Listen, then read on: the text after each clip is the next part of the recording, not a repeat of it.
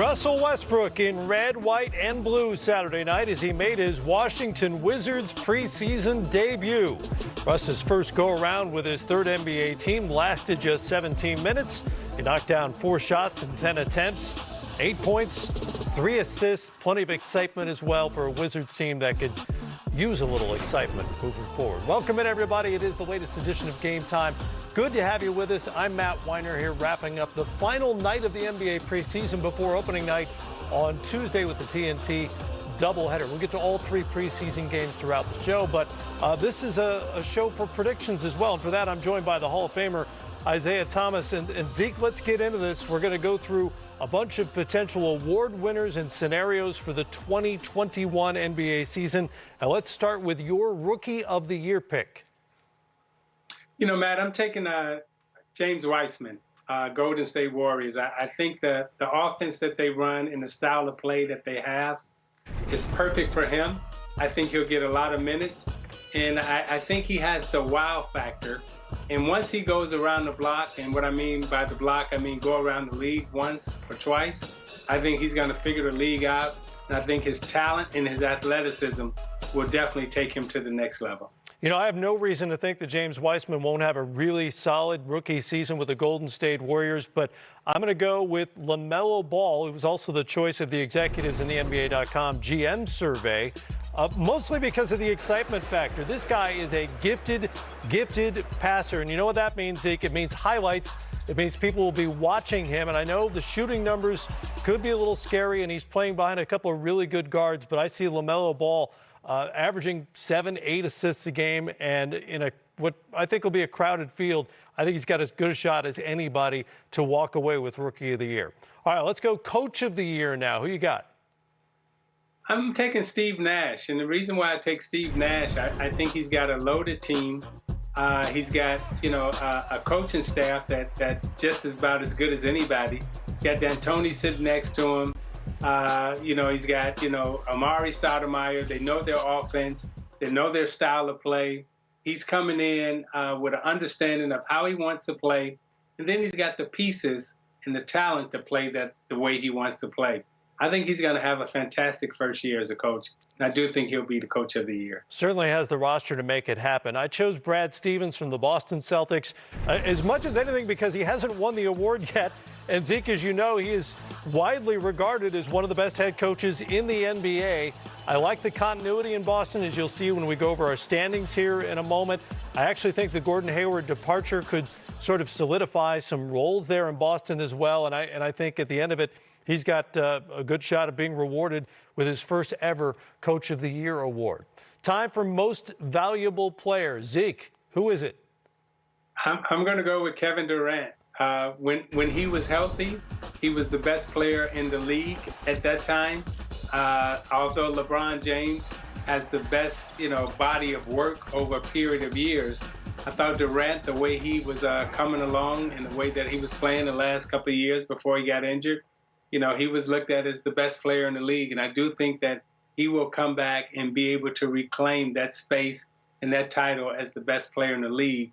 And LeBron James and the Lakers, I think it's going to be an exciting year watching those two go back and forth. What a story that would be to come back from that injury and win that award. Giannis Antetokounmpo may well put up the kind of numbers that could win him a 3rd straight MVP, but I do think there will be MVP fatigue among the voters. LeBron and Anthony Davis, I think the Lakers will be looking more for the postseason, so I don't know that the minutes, maybe even the games will be there for the two of them, who also cancel each other out a little bit. So I came down to a pool of 3 players, including Durant, Nikola Jokic, and my pick, Damian Lillard. Nice. Bear with me here.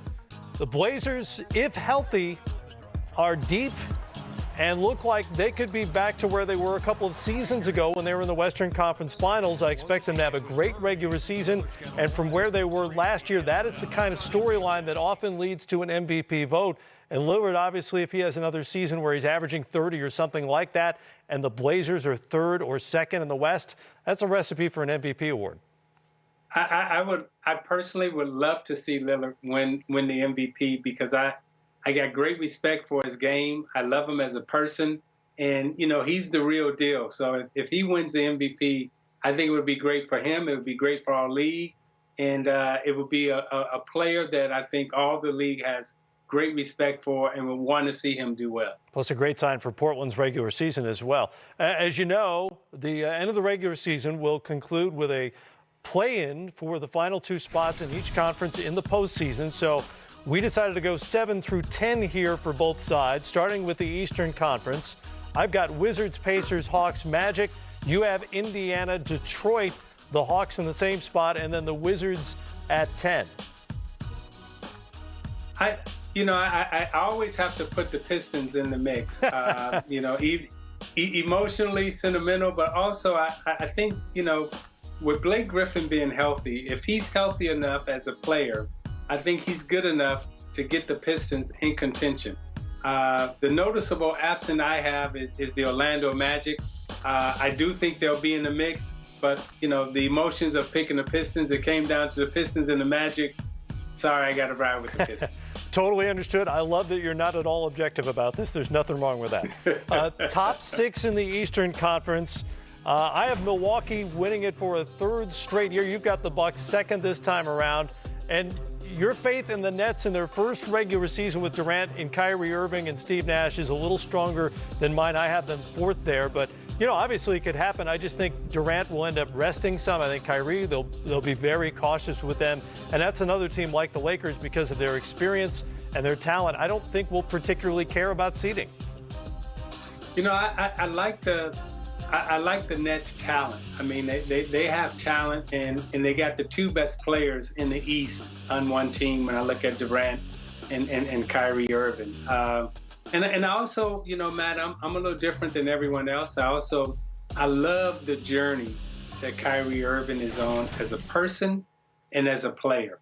I mean, the creativity and the artistry that he truly brings to the game from an originality standpoint. And there have been very few players who have brought this to our game. Pete Maravich was one.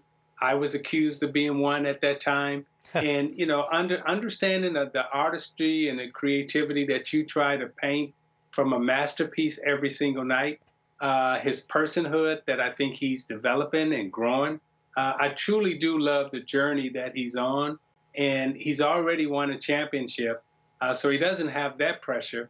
But I do think the pressure that he's put on himself to become a better person, to become a better player, and to become original and to try to do things that no one else has ever done in the game before from a playing standpoint, not from a scoring standpoint. I love watching what he's doing. So I'm a big Kyrie Irving fan, just as I was a Steph Curry fan. And like I say, Matt, you were in the studio with me many a nights when I was watching both those guys play.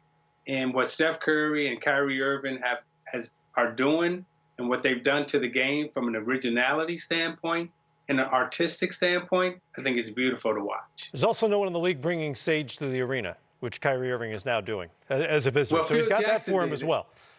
Wait a minute. Phil Jackson did it. Now, I remember when Phil Jackson was coaching.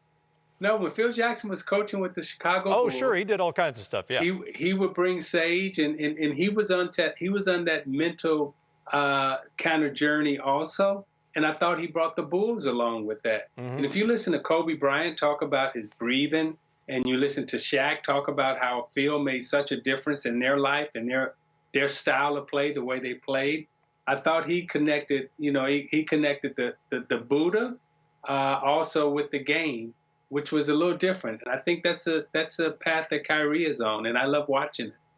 Let's get to the West now, 7 through 10. I have Dallas, Phoenix, the Rockets, and the Pelicans. You have the Suns in your top 6, and the Jazz falling down into that play-in situation along with Houston, the Warriors, and the Pelicans. I also have Golden State in the top 6. I think we both agree, Zeke, that the Rockets should have an asterisk next to their name because we don't know what's going to happen there. They should, but as long as they still have James Harden, he's still there. We have to keep Houston in the mix, Matt, because James Harden is good enough to get them in the playoffs. And what I've seen of John Wall and Cousins in the preseason, I do like what I'm seeing with both of those guys again because when they're healthy, they're at the top of their game. And right now, Wall and Cousins look like they're healthy. Yeah, John Wall's moving really, really well given the layoff. Top 6 in the